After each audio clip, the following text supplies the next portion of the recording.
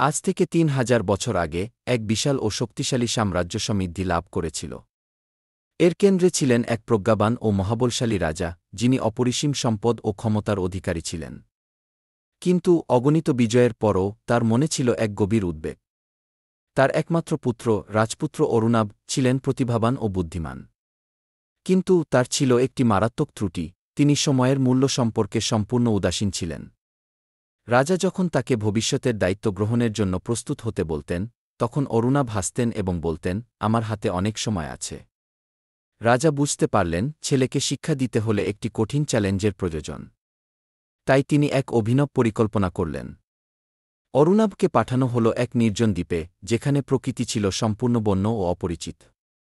তাকে দেওয়া হল মাত্র ৭টি দিন। এই সময়ের মধ্যেই তাকে খাবার সংগ্রহ করতে হবে, অস্ত্র তৈরি করতে হবে এবং নিজেই একটি নৌকা নির্মাণ করে বাড়ি ফিরতে হবে।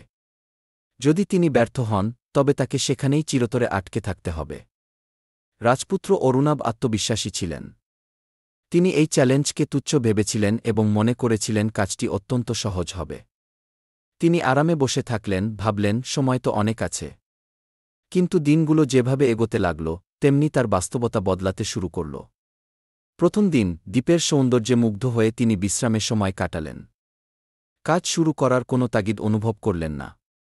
দ্বিতীয় দিন, দ্বীপের আশেপাশে ঘুরে বেড়ালেন, প্রকৃতির বৈচিত্র্য উপভোগ করলেন, ভাবলেন, কাজ তো করাই যাবে, কোনো তাড়াহুড়োর দরকার নেই। তৃতীয় দিন, সময় কিভাবে কেটে গেল তিনি বুঝতেই পারলেন না। এখনও কাজ শুরু করেননি, কারণ তিনি মনে করতেন হাতে প্রচুর সময় আছে। চতুর্থ দিন, হঠাৎই আকাশ কালো মেঘে ঢেকে গেল, চারিদিকে ঝড়ের পূর্বাভাস। খাবারের মজুদও কমতে শুরু করল। কিন্তু ততক্ষণে সময় অনেকটাই ফুরিয়ে গেছে। পঞ্চম দিন, রাজপুত্র বুঝলেন যে সময় আর নষ্ট করা যাবে না। কিন্তু যা কিছু করার ছিল, তার জন্য প্রয়োজনীয় উপকরণ সংগ্রহ করা কঠিন হয়ে গেল। ষষ্ঠ দিন, তাড়াহুড়ো করে তিনি একটি নৌকা বানানোর চেষ্টা করলেন। কিন্তু ততক্ষণে উপযুক্ত কাঠ ও সরঞ্জাম পাওয়া সম্ভব ছিল না। নৌকাটি অর্ধেকেই ধসে পড়ল। সপ্তম দিন, ঠিক এই দিনে রাজা ও তার সৈন্যবাহিনী দ্বীপে এসে পৌঁছালেন। রাজা পুত্রের কাছে এসে দাঁড়ালেন, যিনি তখন ক্লান্ত, বিধ্বস্ত এবং হেরে যাওয়া এক মানুষ।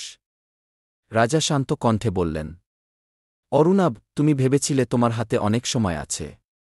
কিন্তু সময় কখনো কারো জন্য অপেক্ষা করে না। আর আজ তোমার সময় শেষ।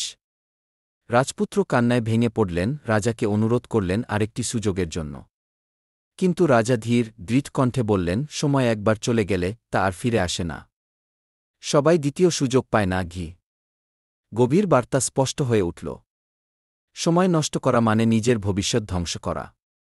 যদি এই গল্প তোমার হৃদয়ে নাড়া দেয়, তবে ভাবো, তুমিও কি বলছ, আমি পরে করব।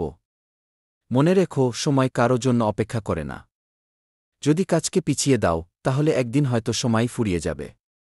অতএব এখনই সময়।